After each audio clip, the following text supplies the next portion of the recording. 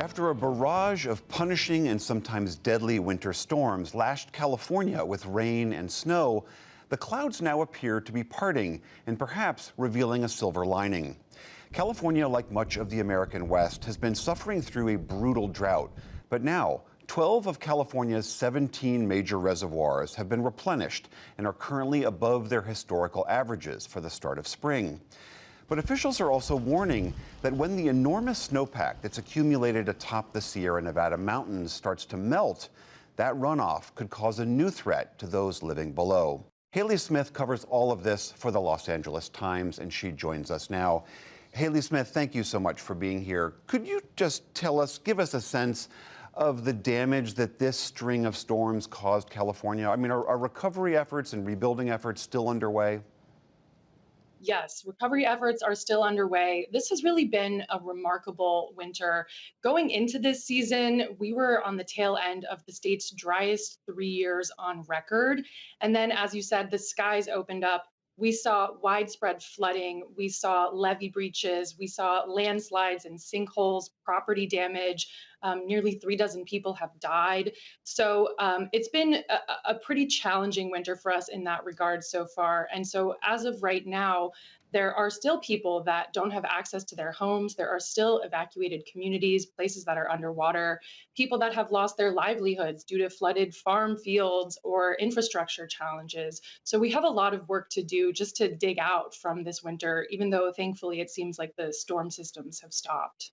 I want to touch on this issue of the drought, and I'm going to put up these images. This is from the U.S. Drought Monitor, which shows how bad it was. This is back in December. You see California is nearly all red, but just a few months later, that red is all gone. Does all of this moisture that has fallen on California mean that California's water woes are largely over? Yes and no. There is no denying that this has made a huge difference and significantly eased drought conditions across the state.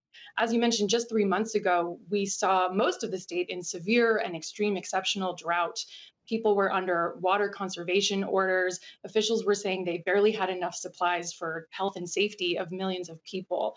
So now our reservoirs are fuller, our snowpack is much healthier, but there are still parts of the state that are experiencing drought and water scarcity issues. And then on top of that, the long term climate trend in California is toward hotter and drier, even though we did get this sort of burst of water this winter. And so, because of that, I don't think officials will ever officially declare the drought over. We need to continue to plan for future dry times. We need to continue to invest in infrastructure and ways to capture and store and convey water in the state. So, and we need to keep our ethos of conservation. So I don't think they're going to ever fully declare the drought over for those reasons.